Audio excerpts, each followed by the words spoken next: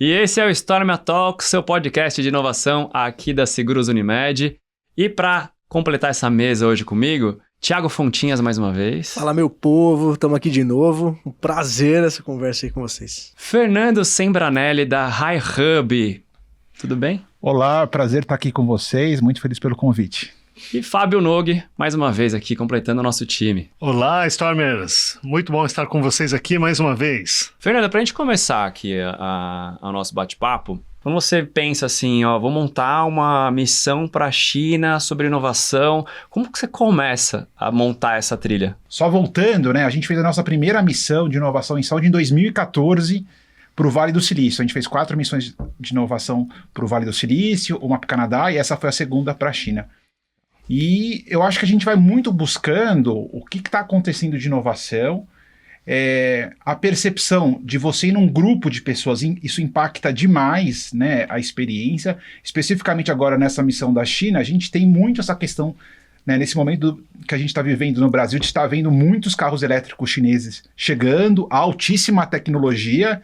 E quando a gente chegou lá, a gente viu realmente muita tecnologia de ponta na área de saúde sendo desenvolvida, que vai chegar no Brasil em breve, né? Então acho que a gente está buscando uma experiência de fato de inovação em saúde para ver o futuro da saúde que vai chegar daqui a um tempo no Brasil. E quem foi com vocês para lá? Quem foi esse grupo seleto que foi para lá? Quem que estava lá? A gente define muito esse grupo como, né, líderes inovadores em saúde, empresários de saúde de todo o Brasil. A gente teve o pessoal da Rede Mais Saúde, Laço Saúde, IGC, que são organizações que têm um perfil muito forte, né, de líderes que trabalham com inovação no seu dia a dia e que estão ali buscando como a inovação, né, na Ásia, especificamente na China, pode impactar as suas organizações. Tem uma questão que na China você consegue muita coisa que tem hardware e com software, né? Eu acho que na área de saúde isso é algo bastante importante, seja para monitoramento de pacientes. A gente viu cirurgia robótica, então acho que é uma coisa que a gente pode explorar. Então você vê que eles têm uma capacidade de desenvolver medical device bastante importante, assim. Você já começou a comentar, Fernando, mas assim, quais visitas que mais te impactaram e por que te impactaram? Olha, perfeito, assim, acho que a que mais me impactou foi a de equipamento de cirurgia robótica. Uhum. Porque ali é um equipamento que ficou 6 anos em desenvolvimento, esse é o primeiro ano de comercialização, tem que passar por uma validação científica, quer dizer, tem que passar por pesquisa clínica, e aí você consegue entender claramente, né, que para você desenvolver uma tecnologia como essa, precisa de muito capital, são mais de 300 milhões de dólares em investimento, precisa de muita experiência, então esses fundadores vieram das empresas líderes no mercado norte-americano, no caso a Intuitive Surgical, e você precisa também de um ecossistema que tenha a capacidade de ajudar, né, de fornecer os equipamentos, os materiais para uma empresa como essa ter sucesso. Então eles, no caso, estão em Shenzhen, onde é fabricado, né, a grande parte dos celulares do mundo, hardwares, né? Então, drones, acho que quem exatamente conhece drone, Shenzhen, celular e drone é o lugar, assim. Exatamente, é onde mais se fabrica no mundo, né? É um local... E agora está crescendo muito essa indústria de tanto de medical devices, né? A gente foi visitar uma fábrica de tomografia, ressonância e também a questão de equipamentos de imagem. Recentemente a gente foi para o hospitalar, né, Nogue? Não sei se você parou, mas metade do hospitalar é enorme, né? A feira, mas metade do hospitalar era uma área só de produtos chineses, assim, e me chamou a atenção muito o fato de que eles estavam todos negociando em chinês mesmo, assim, era uma área de China mesmo, chamava, esse aqui a parte só da China, e aí quando você entrava na parte que era Brasil e outros países, mais da metade era China também, então tinha bastante produto chinês mesmo na hospitalar recentemente, quando a gente foi, né, e isso chama a atenção. Aí eu ia fazer essa pergunta, né, como é que funciona nesse modelo aí entrando um pouquinho mais no mundo da China, não sei se isso fica claro, mas são produtos próprios, assim, vou pegar um paralelo, né? O Japão lá nos anos 70 tinha aquela desconfiança sobre os produtos, anos 90 ele ganhou uma potência, ele virou uma potência de tecnologia, a China passou por isso, né? Até um tempo atrás achavam-se que a China produzia coisas de baixa qualidade, e hoje a gente está vendo essa mesma curva. Eles estão vindo para o mercado com marcas próprias, ou eles ainda continuam ali no backstage produzindo para marcas já reconhecidas? Não, acho que a gente começa a ver muitas marcas próprias, né, que tem ali uma forte presença já no Sudeste Asiático, né? O que fica claro, por exemplo, eles vêm na Hospitalar, às vezes nem tanto para vender para o consumidor final, mas é para buscar parceiros, para buscar distribuição. Isso é uma das características, quer dizer, que eles precisam de parceiros locais para chegar no mercado local, né? E eu acho que eles estão num momento, de fato, em algumas áreas, né? Talvez há 20, 30 anos atrás, eles fabricavam muita commodities, né? Soluções de baixo valor agregado, e agora, em muitas áreas, eles já são líderes, né, em diversos segmentos. E tem uma coisa que me chamou muito a atenção, que é o percentual de colaboradores que atuam em R&D, que é pesquisa e desenvolvimento, né? Então, em grandes empresas, às vezes 20% a 30% da força de trabalho está ali atuando só nesse segmento, quer dizer. Então, a gente está falando de muito investimento, muita patente, então eles estão de fato caminhando, né, para uma diferenciação tecnológica. Tanto é que, globalmente, as patentes de inteligência artificial, a China já passou os Estados Unidos. Uhum. E por quê? Porque eles têm mais de 10 milhões de engenheiros que se formam por ano, né, um apoio governamental para ter publicação científica, mas também para produzir patente, né? Então, eu acho que esse cenário ele é extremamente interessante de se observar. E eu acho que agora a gente foi visitar uma outra empresa de biotecnologia que também nasceu há 12 anos, a empresa está há 6 anos de desenvolvimento, esse é o primeiro ano de comercialização. Estão fazendo estudo de pesquisa clínica, agora começa a comercializar, vão fazer estudo de clínica, fazer clínica 4, mas aí você percebe que eles estão caminhando para um valor agregado cada vez maior, né? Uhum. Então acho que é um outro momento que a gente está vivendo, assim. A gente está falando nos bastidores do tamanho que é o Brasil e as diferenças que a gente tem quando a gente fala de inovação, de acesso, de startups, Perfeito. Esse momento que a gente está hoje. O que você vê de diferenças, assim, quando a gente fala de hubs, né? Isso aqui em São Paulo, quando a gente vai para o norte, para o sul, o que você vê que está acontecendo no mercado? Eu acho que a gente teve um momento que muitos hubs foram lançados, né? Hubs por empresas, hubs coletivos. Acho que agora a gente já passa por um momento de consolidação, porque eu acho que em primeiro lugar, a expectativa de vamos investir em startups e ter um retorno de curto prazo, eu acho que isso foi algo que não se realizou. Também acho que essa questão de vamos fazer um hub, fazer esse relacionamento de grandes empresas com startups, a gente está aprendendo que tem que ter muita maturidade por parte das grandes empresas para se relacionar com as startups e vice-versa, porque às vezes até mesmo o contrato jurídico é desafiador, mas a gente pode, cada vez mais a gente vê startups que quando incorporadas, elas geram de fato um ganho considerável para as empresas, e não incorporar determinadas soluções é um detrator de crescimento, né? Eu acho que a mesma coisa a gente pode falar de inteligência artificial. Então tem que ter, eu acho que a gente vê regionalmente diversos níveis de maturidade, mas de um modo geral a gente vê que de fato a tecnologia avançando, né, nas diferentes regiões do país. Mas eu acho que esse relacionamento de grandes empresas com startups ainda é um desafio, né, a ser explorado. O Fernando, eu conheci ele até, ele está à frente lá da HiHub, né, o Health Innovation Hub, certo? Certo. Sempre me impressionou a capacidade que ele tem aí de mobilizar lideranças em saúde, em torno da inovação.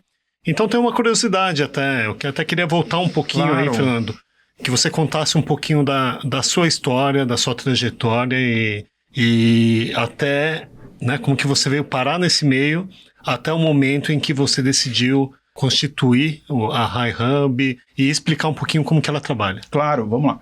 Eu acho que assim, primeiro eu sou filho de médicos, né? Meus pais são médicos no ABC, é sócio de um grupo de saúde, e aí, assim, eu acho que essa experiência, né? Acho que meus pais são médicos de muito sucesso, mas que viveram grandes desafios de gestão, governança e societários na empresa que eles são sócios. E aí isso me ensinou desde cedo, assim, esse dilema, né? De ser um excelente profissional, um profissional de sucesso em saúde e enfrentar grandes desafios na área de gestão. Então isso me sensibilizou. E uma das coisas que me chamou a atenção, eu falei assim, olha, normalmente o profissional de saúde, a carga de trabalho, ele fica muito, né, dentro da clínica, dentro do consultório, dentro do centro cirúrgico, tem um tempo limitado para olhar para fora. Esse é um ponto de atenção. Quando eu me formei, junto com o Vitor Aceituno, que, né, cofundador da SAMI. Você é médico também? Sou médico, me formei pela Paulista. E aí a necessidade naquele momento que a gente tinha era de fato de reunir, que não tinha comunidade de empreendedores em saúde em São Paulo, né? A gente não sabia nem quem estava empreendendo, quem estava inovando, a gente só tinha naquele momento a Endeavor, que, né, que ainda faz um trabalho extraordinário identificando e apoiando empreendedores de alto impacto. E aí a gente começou um primeiro movimento que era o Empreender Saúde, que a gente fez um primeiro evento, né? E a partir daí a gente foi fazendo eventos de pequeno, médio e grande porte, até um dado momento que a gente se uniu com a IT Media e lançou o Healthcare Innovation Show, que hoje é o maior evento de inovação em saúde da América Latina.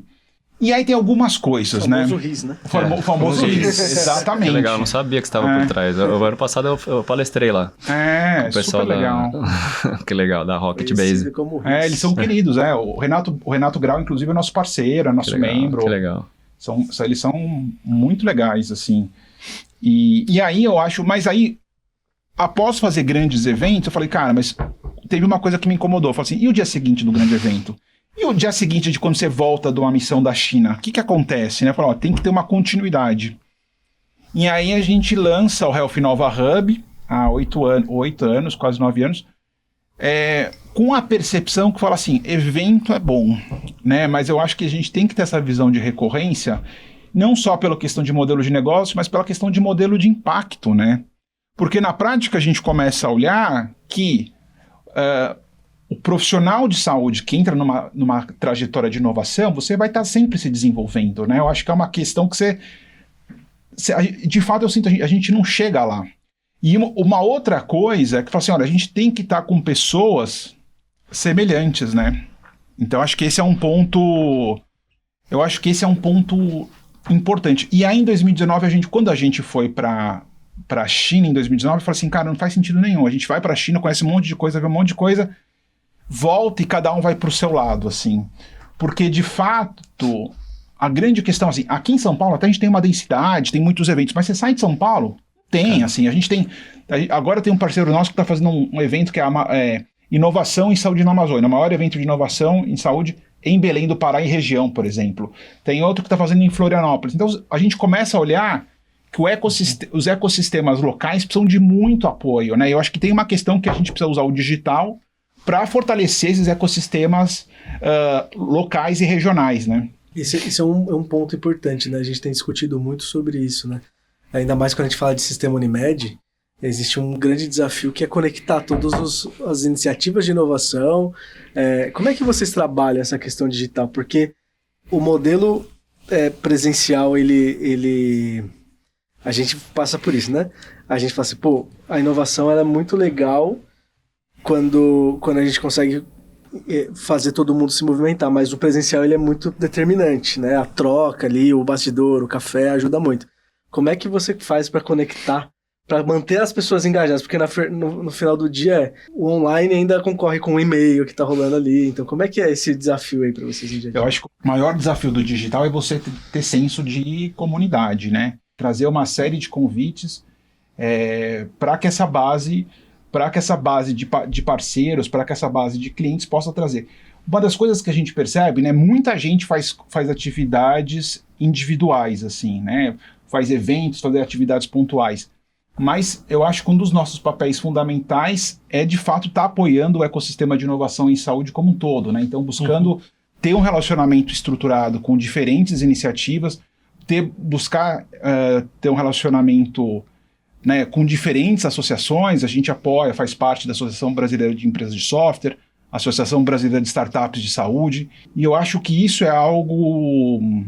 É desafiador por um lado, mas eu acho que, de fato, a gente entende que, assim, o ecossistema tem que estar mais forte, né? E aí o ecossistema não existe num momento de um evento, por exemplo, né? O grande desafio que a gente tem é falar, tudo bem, o que a gente tem que fazer para que, de fato, as pessoas se desenvolvam, porque eu acho que, principalmente quando você olha profissional de saúde, quer dizer, né? Você vê cada vez mais as pessoas se interessando por inovação, se interessando por inteligência artificial, mas eu acho que muitos vão fazer um MBA ou vão fazer uma experiência fora, quer dizer, a gente entende que o cenário atual tem tanta coisa mudando que tem que realmente investir em desenvolvimento num formato contínuo, né?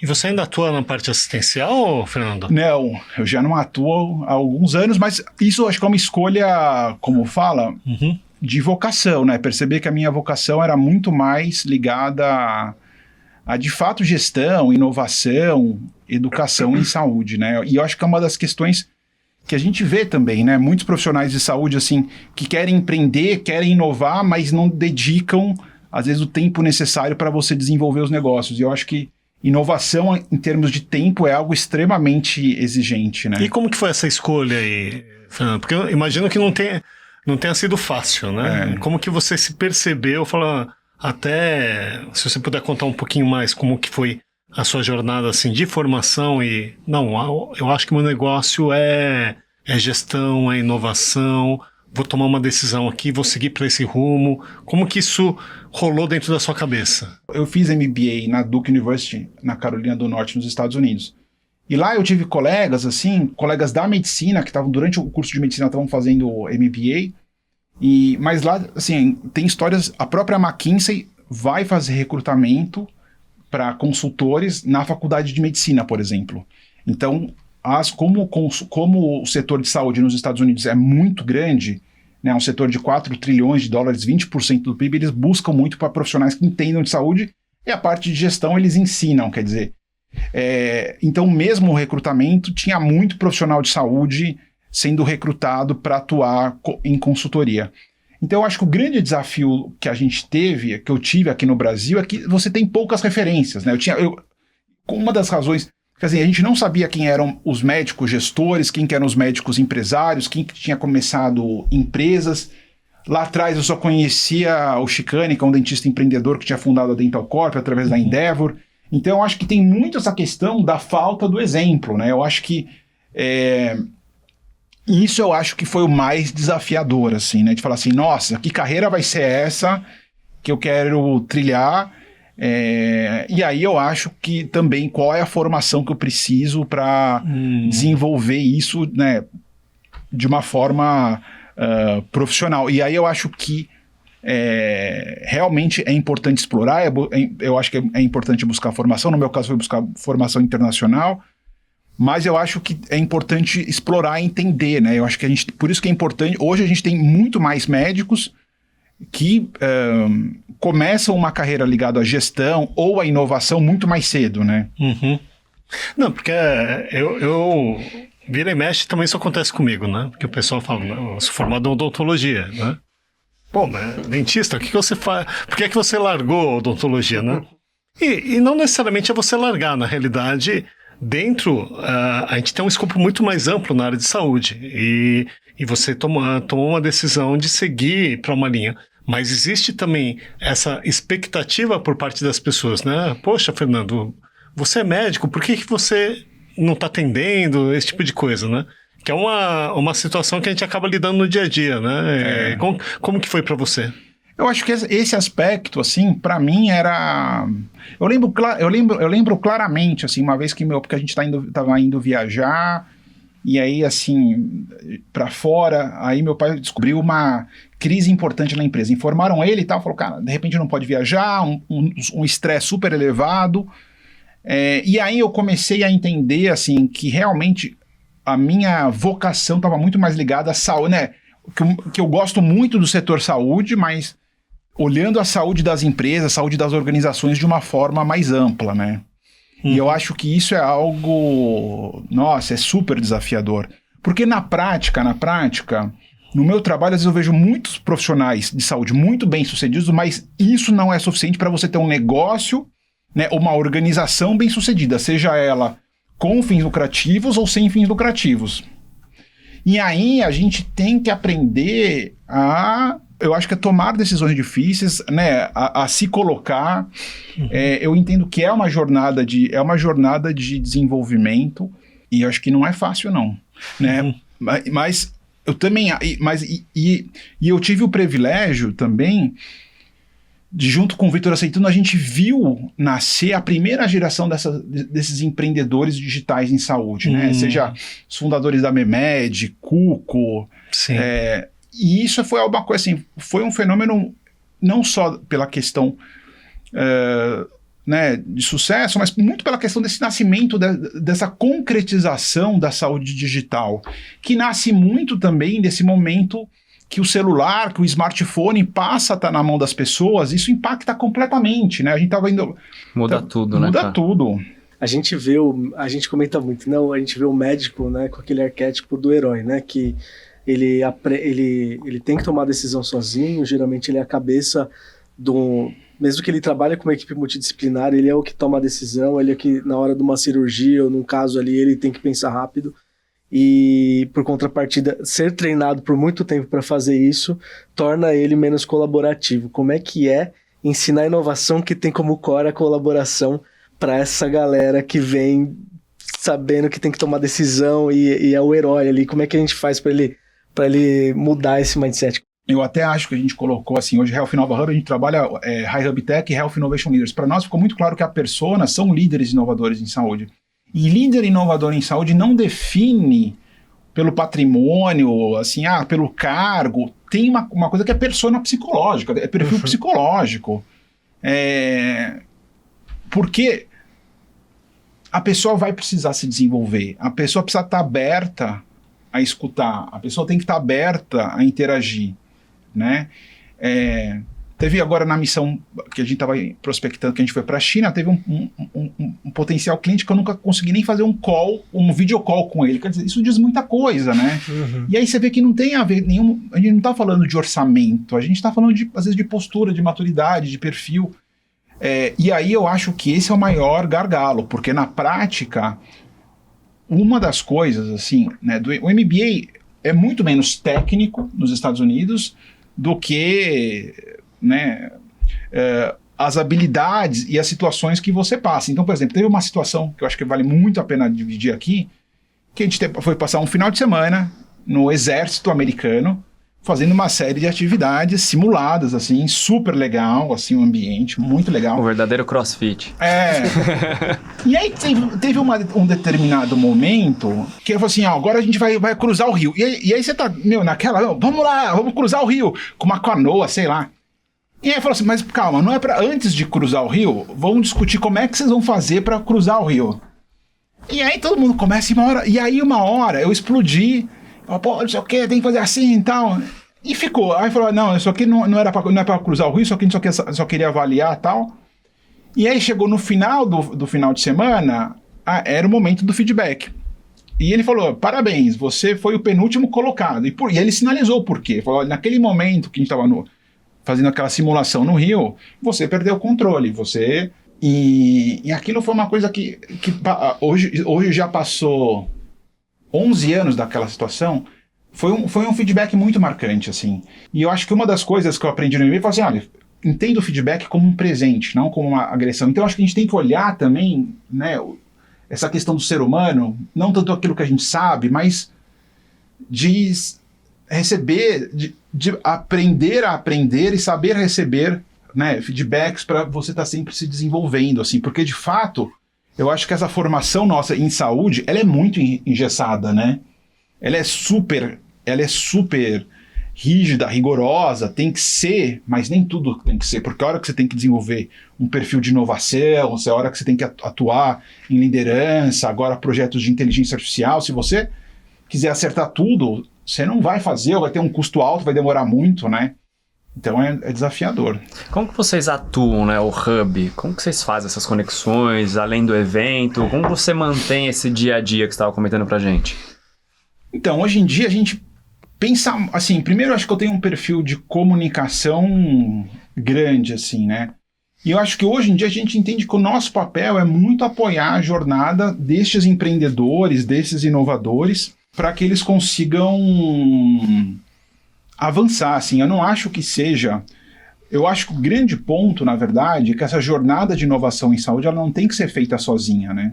Então, puxa, a gente percebe que, né, eu acho que os projetos não tem que ser feito sozinhos. Então a gente busca ativamente apoiar os projetos dos nossos clientes, eventos, talks, webinars, quer dizer, isso a gente faz através do nosso papel de comunicação. Eu acho que a gente sempre que recebe um convite procura apoiar, porque eu acho que fundamentalmente, assim, o que a gente percebe é que a inovação em saúde, ela acontece com maturidades muito diferentes em diversas regiões, assim, né? Então, acho que, assim como a gente foi em delegação para a China, agora a gente vai levar uma delegação para Belém, por exemplo, para um outro evento, né? E eu acho que essa troca, ela é fundamental, porque o que a gente percebe é que, na prática, mesmo as pessoas já num nível de C-level, CEO, diretor, muitas vezes, fora desse ambiente que a gente vive, elas não se conhecem, né? Fora a região norte, nordeste, sudeste, sul, eu acho que tem uma questão da gente estar tendo esse senso de comunidade. Mas, para isso funcionar, eu acho que a gente tem que conhecer as pessoas, tem que confiar nessas pessoas, né? E a gente tem que entender que elas, de fato, estão numa trajetória para se desenvolvendo como uma liderança inovadora na área de saúde, né? E eu acho que eu acho que esse é o ponto, assim. Você comentou da falta de referências e também, né, que vocês enfrentaram no passado. E tem comentado assim, sobre esse desafio nesse mundo, mudança acelerada, tudo mais, que o líder de saúde ele vai ter que cada vez mais ter competências também para trabalhar com inovação. Pensando aí no pessoal, né, os líderes que estão nos acompanhando ou aqueles que pretendam exercer essa função de liderança, né, em saúde, como que ele pode se preparar para esse caminho? Eu acho que, em primeiro lugar, assim, né, eu acho que formação é importante, seja um MBA, né, seja uma formação executiva, eu acho que muito importante, porque uma das coisas, Fábio, que mais me assusta, por exemplo, eu fiz a residência médica no PROASA que é uma residência médica em administração hospitalar, pela USP ligada à medicina preventiva. Um programa excepcional, forma excelentes gestores, mas assim, eu e os meus colegas, com 1 ano de formado, 2 anos de formado, você começa a receber oportunidades muito grandes para pessoas que estão recém-formadas, literalmente. Assim. Eu tive um colega que foi júnior. Não, assim, a minha primeira oferta profissional, uma das minhas primeiras foi ser gerente do ICESP, que é um dos principais, o principal hospital oncológico público do país, assim, não é nada trivial. Você acha que isso é por conta de carência de profissionais mesmo? Total. Total. Eu acho que as pessoas acabam se indicando muito. A gente hoje tem uma demanda, a gente tem grandes grupos de saúde, né? Então você tem uma demanda grande por profissionais de saúde executivos e tem uma falta, porque eu acho que por esse perfil comportamental que a gente comentou, muita gente não se adequa, mas também você tem que ter um desenvolvimento, né? Eu acho que, porque mesmo nessa área de inovação, eu acho que tem um ponto que hoje em dia, inovação me encanta, mas hoje tem que ter uma avaliação, né? Qual que é o custo daquela inovação, como é que que tipo de resultado ela pode trazer, se ela está de acordo com a LGPD, com segurança, né? Eu acho que a gente tem que ser mais maduro nesse processo. Mas eu acho que a gente precisa realmente formar e desenvolver essas lideranças, né? Esses profissionais de saúde, porque eu acho que tem uma demanda e os desafios são cada vez maiores e diferentes. Eu acho que hoje as empresas de inteligência artificial demandam profissionais. A Associação Brasileira de Empresas de Software vai lançar uma vertical de saúde, que é a maior associação de empresas ligadas a software do país, com os maiores players. E é interessante, porque você, olhando para o futuro, você fala assim, olha, daqui a pouco toda empresa de software, toda grande empresa de software vai ter, ou já tem uma vertical de saúde, né? E aí eles também estão contratando profissionais de saúde, assim como a Priscila Cruzati, que é enfermeira, está no Google. Ela é bem famosa, né, a Pri? Querida. Ela fez o PROSA que eu fiz. Você falou da formação executiva, o que mais? Eu acho que essas missões, né? Eu acho que essas missões para fora ajudam muito, porque tem uma questão assim, o Vale do Silício é um ambiente que vale muito a pena conhecer. O Vale do Silício, Boston, acho que tem que conhecer, porque de fato, assim, eu lembro a primeira vez que a gente foi no Vale, Em 2014, a gente visitou a Almada Health. A Almada Health, ela abriu capital esse mês na Bolsa. Então, quer dizer, está aí há mais de 11 anos trabalhando. É uma das primeiras empresas que trabalha como terapia digital em saúde. E eu lembro que naquela ocasião, a gente foi com, por exemplo, o Evaldo Russo, que foi CEO do Fleury. E naquela época, assim, a Almada já estava recebendo aportes, tipo, na época, não sei se era Series A, de 9 milhões de dólares. Mesmo naquela época, falou, nossa, era um valor muito significativo, né? Mas uma coisa muito interessante da Almada é que o fundador, o Sean Duffy, ele vem da área de design. Ele trabalhou na IDEO, que é uma empresa muito famosa de design. Do Tim Brown. Sim. Exato. E aí, isso é uma das questões que dessas primeiras empresas você começava a ver muito, né? Profissionais vindo dessa primeira leva de saúde digital norte-americana, que se desenvolveu ali na Rock Health.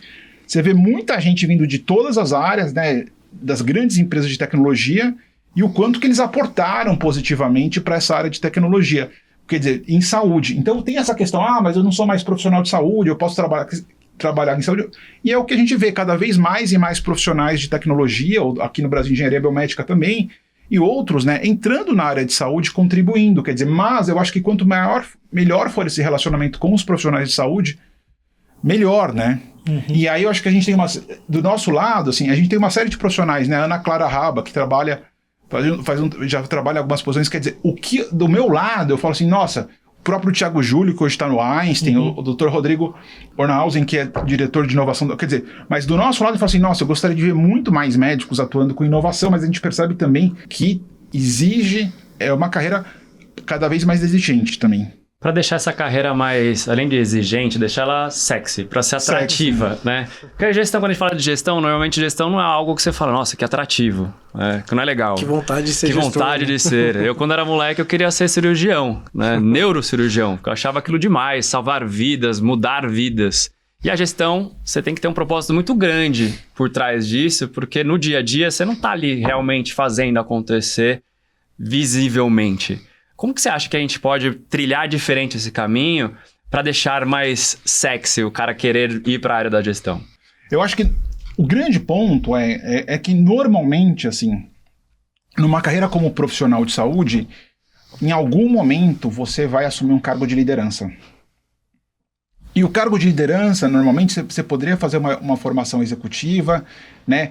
Mas hoje, pelo menos a minha visão é que, assim, hoje a inovação, o digital, a tecnologia acaba envolvendo, né, acaba sendo parte, né, desses atributos dessa liderança. Então a gente tem como fala, eu acho que o médico, ele é um ser que assume muitas responsabilidades. Eu acho que a tecnologia pode amplificar demais o impacto do profissional de saúde. E isso a gente tem inúmeros exemplos, né? A gente tem um colega que é gestor de UTIs, né? Então desenvolveu uma solução de tecnologia, porque as dores, a hora que você vira um gestor, né, tem todo o aspecto assistencial, mas, por exemplo, às vezes a dor dele é fazer a escala. Quando ele assume 3, 4, 5 UTIs, né? E aí você precisa ter uma solução tecnológica que ele pode adquirir ou pode desenvolver para resolver este problema, né? E aí eu acho que a gente percebe o profissional de saúde muito encantado pelo impacto. Por exemplo, tem uma colega que ela trabalha com gestão de infectologia em hospitais. E é interessante porque qual que é a dor? Assim, não tem infectologista para atuar em diversos hospitais. Assim. Então ela tem que fazer isso de forma remota. E isso é tão interessante, assim, mesmo na grande São Paulo, ou você vai regiões um pouquinho mais longe, assim, se você não fizer, né, uma gestão digital, uma teleinfectologia, você já não consegue atender aquele hospital. Então, para atender o propósito dela, né, a doutora Rebeca Saldi, ela teve que se desenvolver e teve que buscar a tecnologia. É uma jornada fácil? Não é. A medicina em si já não é, né? A solução dela é focada em interconsulta mesmo de infecto. É uma solução digital que, na verdade, ela passa a ser a CCIH do hospital. Ela é a gestora. Então, ela é uma médica de excelência, que ela é a CCIH, a empresa dela é a responsável pela CCIH do hospital, e ela faz as orientações de antimicrobianos, né, de antivirais, quer dizer, de tudo que precisa relacionado na área de infecto. Mas a dor dela, fala assim, olha, não é uma questão só, fala assim, não era só financeira, fala assim, não tinha como, você não tem hoje infectologistas suficientes para cobrir isso, que ela é uma profissional formada no Emílio Ribas. E aí é muito interessante você entender o impacto e ela sim é uma profissional de excelência, que usa tecnologia para dar acesso e qualidade, né, para um serviço que é obrigatório. Em todo hospital tem que ter uma CCIH. Voltando um pouquinho para aquilo que o Thiago tinha comentado, né, até o perfil. A nossa formação como profissional de saúde, eu sei que tem iniciativas novas, né, tem novas abordagens andragógicas, digamos assim, mas a gente é formado muito para ser a figura do herói, para resolver a questão, né? E como o Thiago comentou, tem uma série de competências e habilidades que a inovação demanda, que vão para além desse perfil, né? Qual o conselho que você dá para as pessoas desenvolverem a parte de soft skills mesmo, que são necessárias para se trabalhar com inovação? O que você acha que pode contribuir para aquelas pessoas que estão ouvindo a gente de casa? Eu acho que a gente tem que fazer atividades complementares, né, profissionais, assim. Eu fiz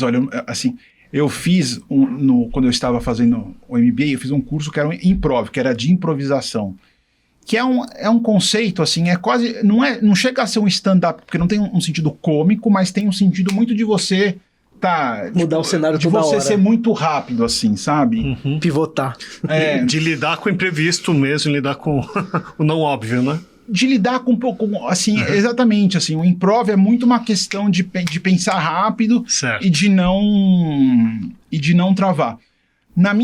Agora, na minha trajetória profissional como inovação, eu falo assim, nossa, era um dos maiores desafios de fato essa questão, não errar, não, assim, de reprogramar isso, assim. Porque eu acho que, de fato, assim, na área de inovação, a gente não tem que ser perfeito, né? A gente tem que estar... Eu acho que passa a ser muito as melhorias incrementais, é que nem fazer podcast. Vocês já estão fazendo aqui, isso aqui já, não sei, né, já passou dos 40, mas assim, a cada um tem uma melhoria. Então não adianta você querer também buscar uma perfeição. Porque na prática, aí eu acho que tem uma correlação com o esporte, né? Acho que agora teve a final de Roland Garros, quer dizer, tem que ser um jogo, na verdade, né? Tem que ser um jogo de alta performance.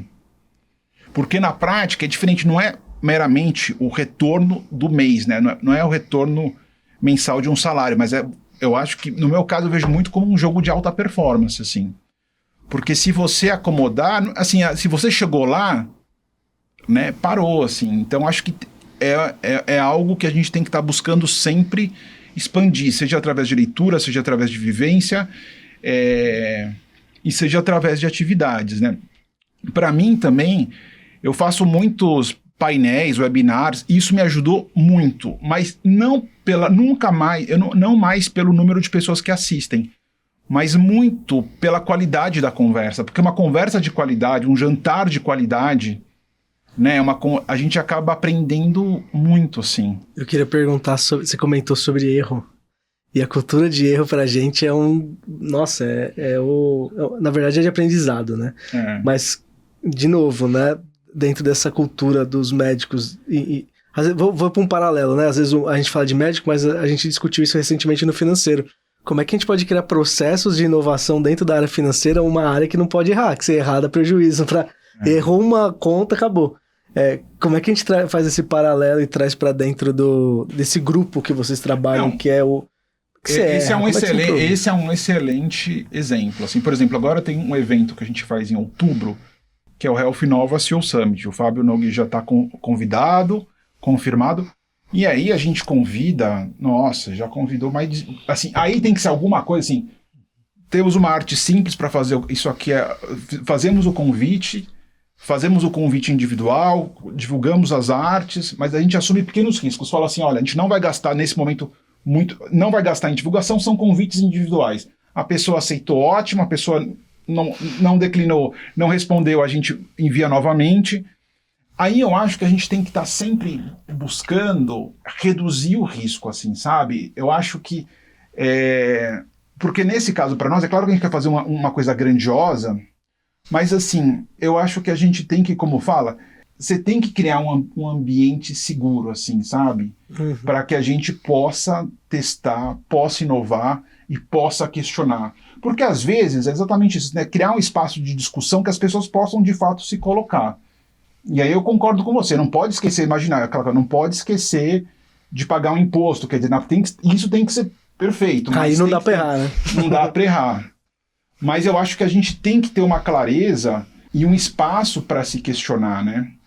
E um espaço em grupo, porque na prática é isso, né? Eu acho que vocês aqui como entrevistadores, tem coisas que você percebe do entrevistado e fala, isso aqui que ele está falando não faz muito sentido.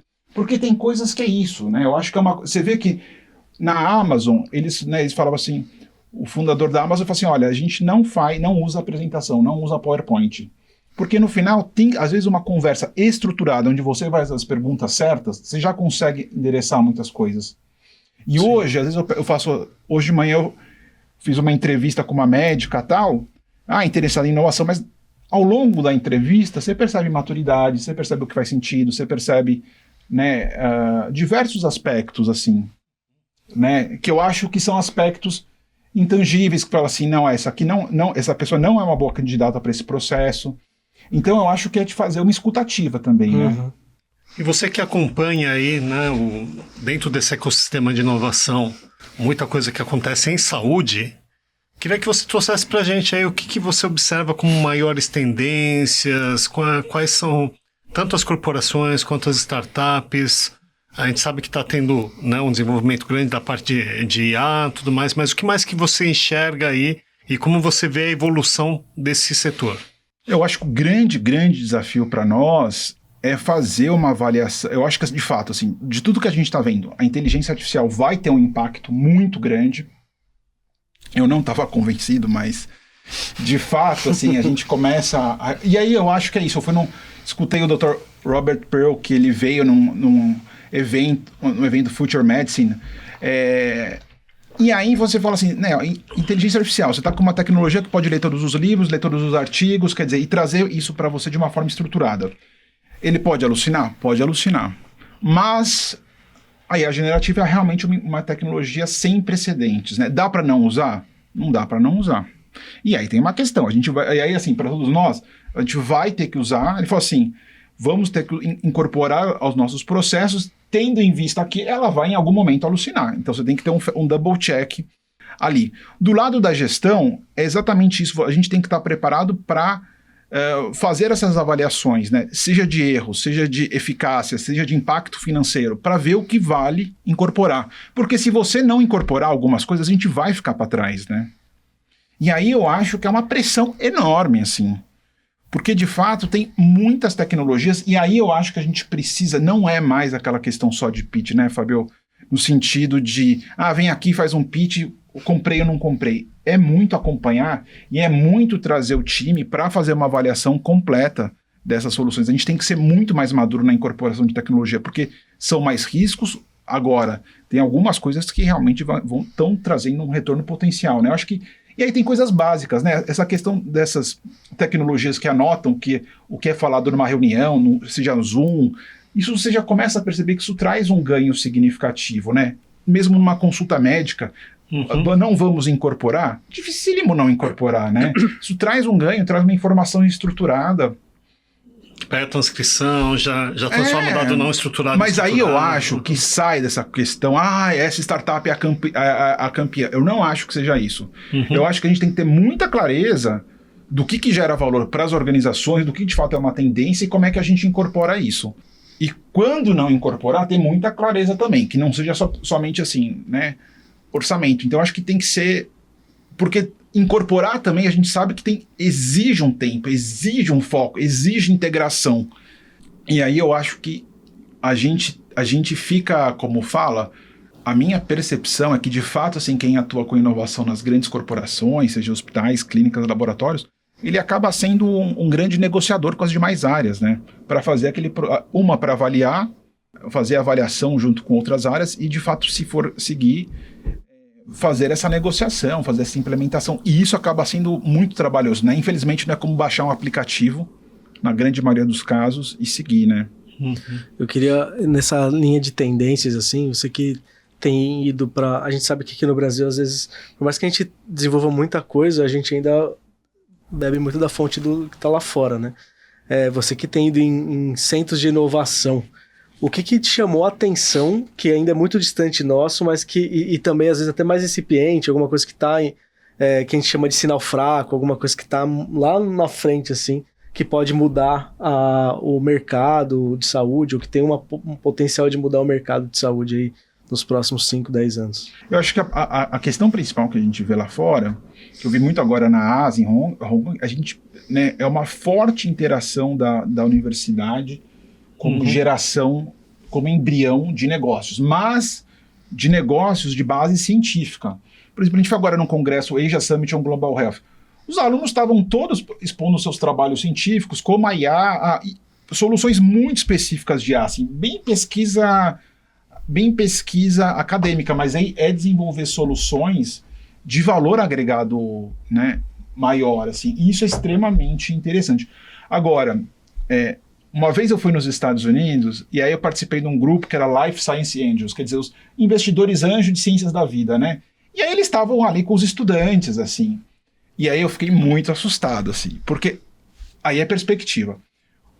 Aí os investidores estavam lá, se apresentando, e aí um investidor lá, ele tinha numa determinada área dele, porque nos Estados Unidos você consegue, olha, eu quero só investir só em neurologia, né? Mas na área dele, ele falou assim, ele tinha mais de 20 investimentos anjos, assim. Eu acho que era até mais, assim. O que eu quero dizer com isso, assim? Então a pessoa investiu como anjo, teve uma saída, quer dizer, fez o ciclo e ali estava mentorando os estudantes, né? E isso é algo que a gente ainda tem muito incipiente, né? Na saúde brasileira. E o investimento anjo no Brasil, enquanto a gente continuar tendo esse ambiente de juros muito altos, a gente não consegue, na verdade, desenvolver essa área, né? Infelizmente, eu atuei como anjo, conheço alguns colegas, mas a gente, nesse nível de juros, enquanto você não tem a saída da startup, quer dizer, o ciclo não se fecha, né? A renda fixa sempre é mais atrativa daí.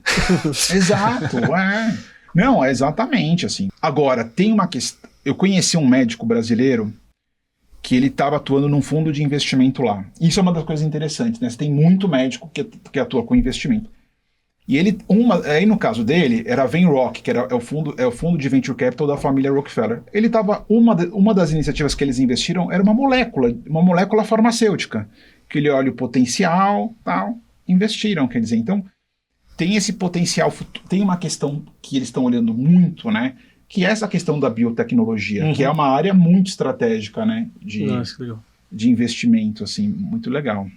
Mas que envolve esse intercâmbio com universidade que aqui ainda tem muito a avançar, né? Como que você enxerga isso aqui na realidade brasileira? Olha, eu sou muito fã, eu trabalhei por 2 ocasiões no INRAD, trabalhei no Inova HC, acho que tenho certeza que o Inova HC, assim, a USP faz um trabalho excepcional, né? E está à frente. Mas acho que a gente está no começo desse processo de relacionamento das universidades com o ambiente privado, assim. Eu acho que na universidade que eu me formei, na Unifesp, naquele momento, né, eu não tive essa oportunidade de ter uma conexão com o meio externo, porque na prática é isso, né?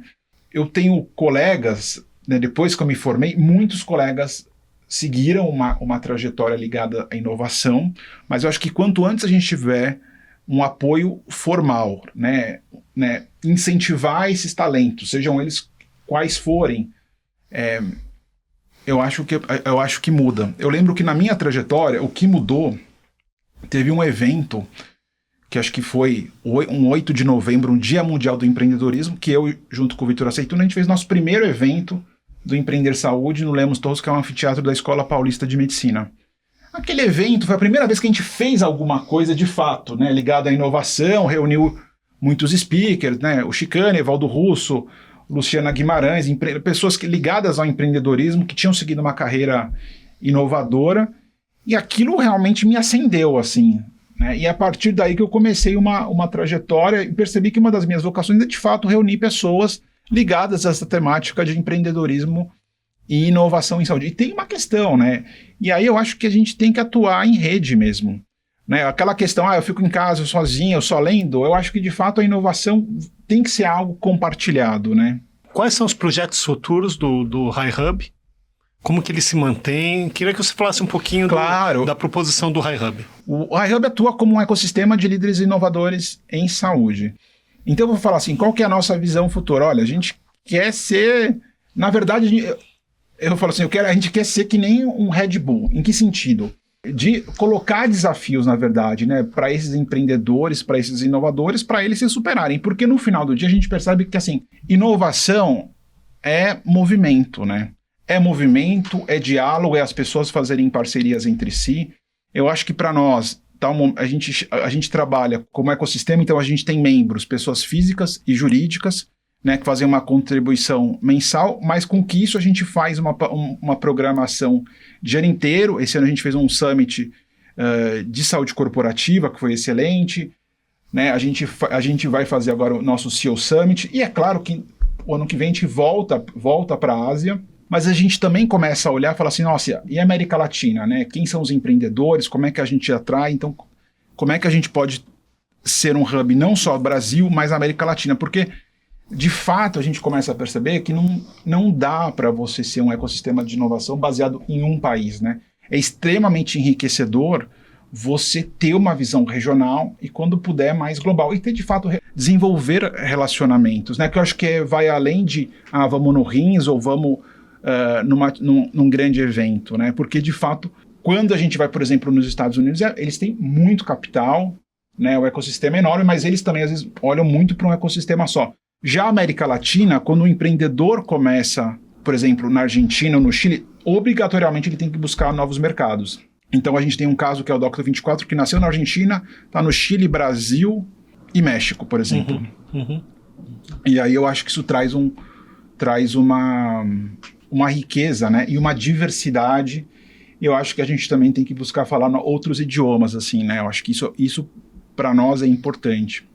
Isso é muito interessante, né? Pensar nisso, porque como a gente é um país continental, a gente não explora muito pouco o resto da América Latina, né? Mas recentemente um professor meu, ele foi para Colômbia, ele falou que os hubs de inovação, a maturidade de inovação é um negócio impressionante dentro, acho que em Bogotá que ele foi.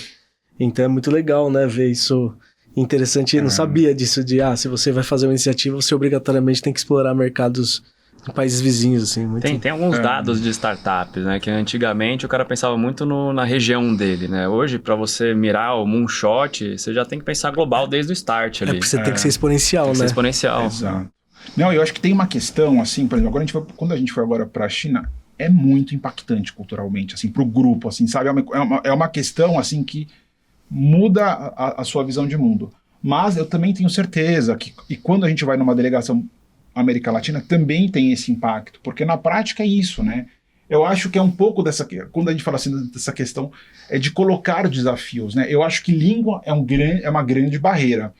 E isso, mas tem uma questão positiva. E agora, a questão da América Latina tem muito que é barreira mental, né? 2 horas de voo. Então não tem uma questão assim, se eu for assim, você olhar e falar, pô, se não der certo, você vai gastar uma passagem aérea, quer dizer, porque na prática, como a gente tem o WhatsApp, eles usam o WhatsApp, porque a gente fala assim, olha, no mínimo a gente consegue manter a comunicação, a gente consegue fazer coisas digitalmente, né?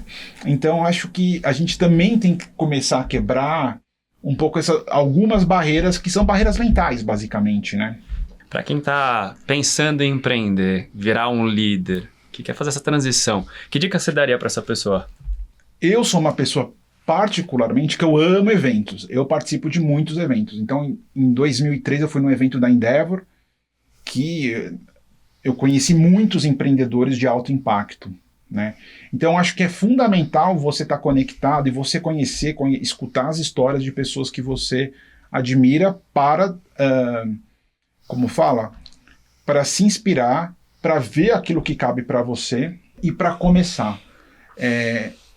Eu acho que hoje também com as redes sociais, rede social pode ser muito positivo, pode ser muito negativo, mas eu busco seguir muito as organizações e pessoas que eu admiro. Para mim, isso tem um grande impacto, porque também eu tenho uma preocupação de desenvolver um relacionamento com essas pessoas digitais, né? A gente tem diversas comunidades digitais, mas mais do que simplesmente ficar impactando informação, é escutar, né? E aí ter uma escutativa. Então, por exemplo, hoje a Denise Eloy, que é presidente do Instituto Coalizão Saúde, compartilhou que saiu um estudo, na verdade o Plano Brasileiro de Inteligência Artificial, que é algo feito pelo governo.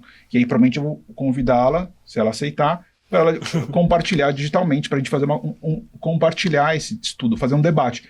Porque tem coisas que é isso, né? Ao invés da gente ser simplesmente passivo no sentido de receber, começar a ter uma escuta ativa mesmo, né? E começar a entender, assim. E aí eu acho que essas associações, né? O próprio Sindosp, quer dizer, a gente entende que tem o próprio Sebex, né? São organizações de excelência que, ao frequentar, ao apoiar, ao nos associarmos a essas marcas, a gente cresce junto com essas organizações, né? E podem seguir o HiHub também, HiHub Tech.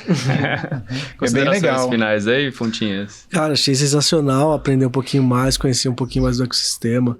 É um assunto aqui que a gente poderia ficar horas falando, tem muita coisa, né? Mas só agradecer mesmo essa troca. E queria fazer a última pergunta braba, aquela bola curva que eu vou mandar. Cara, vocês começaram aí em 2014, já faz 11 anos, né? Qual que era a missão quando você começou e agora, para os próximos 10 anos? Qual que é a missão? O que é o propósito de vocês depois de 10 anos? A gente sabe que o propósito vai mudando, mas o que você vislumbra para os próximos 10 anos aí do Hub de vocês? Vamos lá, sendo bem transparente. Na verdade, a gente começou em 2010. Aí, 2010, 15 anos. Bom, quando eu comecei, um dos objetivos era justamente inspirar meu pai, e talvez inspirar e ajudar indiretamente, né, o meu pai, o grupo do qual ele é sócio. Isso funcionou. O grupo Grupo Ana Rosa Saúde agora fez 50 anos, e eu acho que eu sempre tive com ele um diálogo muito aberto relacionado à inovação em saúde. Né, hoje ele está numa função de presidente, né, e agora o grupo acabou de fazer 50 anos, ele teve uma fala, teve uma festa, ele teve uma fala, né, muito focada assim, por que é tão difícil para as organizações de saúde inovarem? Porque tem que ter maturidade, né? Não é simplesmente comprar tecnologia, quer dizer, tem que ter uma maturidade societária, tem que ter diversos fatores, né? Então acho que a perenidade é algo desejável, mas é um desafio cada vez maior, né? A gente olha assim, mesmo a longevidade das organizações é algo cada vez mais curto, né? Então a gente tem eu acho que tem esse desafio. Então, lá atrás, o meu desafio era de fato inspirar esses profissionais que atuam com gestão e são profissionais de saúde, né? E trazer informações e soluções, né? Eu acho que a gente também é um hub de negócios, eu acho que isso é importante. Eu acho que a gente evoluiu muito, até para entender qual que é o melhor modelo de impacto e modelo de negócios. Aí eu acho que quando a gente voltou da China em 2019, a gente entendeu que o modelo era a recorrência. E eu acho que o modelo de impacto tem que ser exatamente assim, tem que ser uma continuidade, né? Entender assim, eu fui fazer MBA, agora você me deu um canudo, parabéns, você está formado. Eu falo, e eu acho que no mundo atual, né, de fato, é uma prova com barreiras, né? E tanto é que assim, a inteligência artificial está trazendo inúmeros novos desafios, inúmeras novas possibilidades, acho que não é só hype. Então, eu acho que a gente viu muita coisa nascer, né? Eu acho que o desafio é impactar mais gente, eu acho que a educação é fundamental, e eu acho que também é estar mais presente pelo Brasil e fora. É isso. Legal. Tá bom. Nogue? Excelente aí, Fernando. Obrigado mais uma vez por ter aceitado o convite de estar aqui conosco. E como eu comentei, eu já estou conectado com o Fernando há bom tempo, vejo essa competência que ele tem para mobilizar as lideranças em saúde, criar esse senso de comunidade, né? Eu acho isso extremamente relevante, até recapitulando algumas coisas que você comentou, que você falou para aqueles que pretendem ser líderes, né? Da importância de uma formação executiva, da pessoa estar buscando conhecimento, de ter né, participar de eventos, de estar conectado e por diante, né? E tem a própria proposta do HiHub, né? Você comentou do evento, A pessoa que está ouvindo, eu quero participar do evento. Quando vai ser os próximos eventos e como que ela pode fazer para participar? Para participar, basta, né, me seguir no LinkedIn, Fernando Sembranelli, ou o nosso perfil no LinkedIn, que é o HiHub Tech. E aí você vai receber as informações. A gente também tem o nosso site, que é o HiHub News, que pode acessar lá, se inscrever, vai receber as informações. E agora, só para fechar, acho que tem uma coisa importante que eu não falei ainda. Eu também, assim, nesse meio de tanta informação, tanta mídia social, eu dei um passo para trás e falei assim, olha, eu sou uma pessoa que valorizo muito o jornalismo. Eu acho que é fundamental a gente ter fontes fidedignas de informação. Porque tem muito hype, na inovação tem muita coisa que é promovida, mesmo nos grandes veículos, e é importante ter critério, né? Então, acho que isso é uma coisa, é uma questão de fato fundamental, assim. Show de bola. Fernando, obrigado. Gente, obrigado demais por esse episódio. Você que gostou, deixe seu like, seu comentário, compartilha com seus amigos e até a próxima.